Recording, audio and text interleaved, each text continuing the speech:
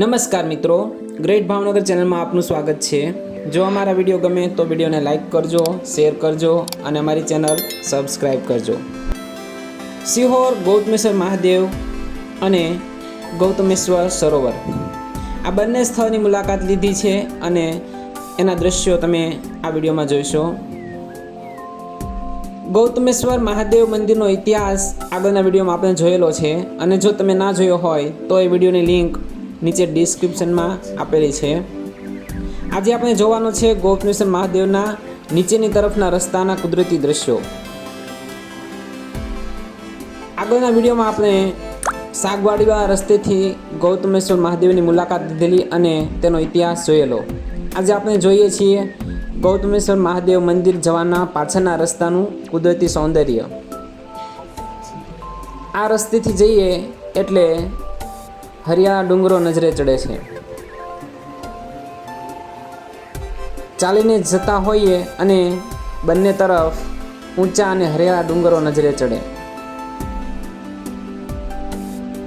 સિહોર શહેર પર કુદરતે અખૂટ સૌંદર્ય વેર્યું છે। આસપાસ હરિયાળા ડુંગરો, નદીઓ, તળાવો, અખૂટ પ્રાકૃતિક સૌંદર્ય અહીં ખીલી ઉઠ્યું છે। આ ડુંગરાઓ જે તમે જોઈ રહ્યા છો એ ભૂતકાળમાં દીપડાઓનો વાસ હતો એમ કહેવાય છે અને એટલે જ આ ડુંગરો જે છે એ દીપડા ડુંગર તરીકે ઓળખાય છે। આ દીપડિયા ડુંગરની વચ્ચેથી ગૌતમી નદી વહી રહી છે। આ નદી પણ વેદકાળની ગણાય છે કારણ કે આ નદીના કાંઠે ગૌતમ ઋષિએ તપશ્ચર્યા કરેલી છે અને ગૌતમ ઋષિની ગુફા અહીં હતી અને એ જ ગુફામાં ભગવાન શિવ પ્રગટ થયા હતા।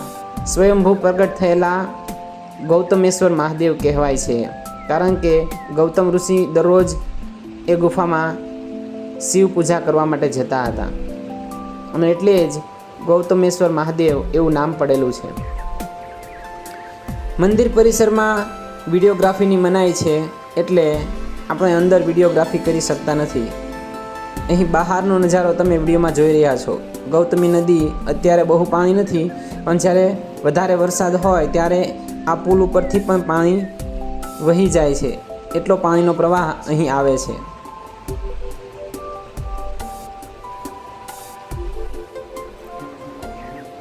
તસવીરમાં સ્વયંભૂ પ્રગટ ગૌતમેશ્વર મહાદેવના દર્શન કરીએ।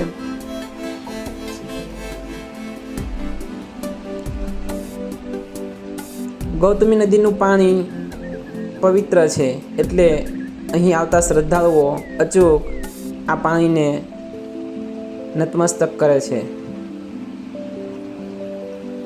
પવિત્ર ગણાતી ગૌતમી નદીમાં નાહવું એ પણ ભાદરવી અમાસનો એક લાહો છે। ભાદરવી અમાસે લોકો અહીં સ્નાન કરવા માટે આવે છે। ભાદરવી અમાસના દિવસે અહીં ભાતીગળ લોકમેળો પણ ભરાય છે। સિહોર શહેરને પીવાનું અને વપરાશનું પાણી પૂરું પાડતું ગૌતમેશ્વર સરોવર એ આ મંદિરની પાછળના ભાગમાં આવેલું છે। વિશાળ સરોવર છે અને અહીં પ્રવાસીઓ માટે રસ્તો બનાવેલો છે। આ પથ પર વીકેન્ડમાં અને તહેવારોના દિવસોમાં પ્રવાસીઓ ઉમટી પડે છે। ગૌતમેશ્વર સરોવરના કિનારે બેસી અને વનભોજનનો લાહો લે છે। સિહોર શહેરનું પિકનિક સ્થળ ગણાય છે આ જગ્યા।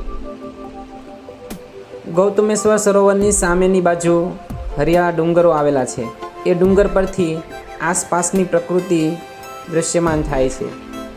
એ ડુંગર પરથી ફોટોગ્રાફીના શોખીનો સુંદર ફોટાઓ પાડે છે અને આ ડુંગર પરથી પાછળના ભાગમાં આવેલું તરસિંગડા ડુંગરનું ખોડિયાર મંદિર પણ દેખાય છે।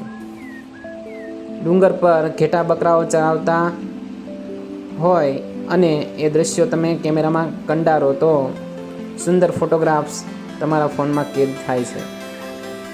આસપાસનો વિસ્તાર આ ડુંગર પરથી દેખાય છે। તમે જોઈ રહ્યા છો એ છે તરસિંગડો ડુંગર। તરસિંગડા ખોડિયારમાંનું મંદિર જે પાછળના ભાગમાં આવેલું છે એ પણ આ ગૌતમેશ્વર સરોવરના બાજુમાં આવેલા ડુંગર પરથી દૃશ્યમાન થાય છે.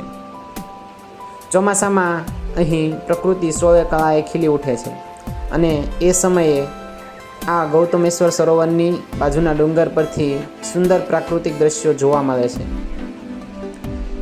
જો તમે આ જગ્યાએ નથી આવ્યા તો એકવાર અવશ્ય પધારજો પ્રકૃતિની ગોદમાં. જય મહાદેવ.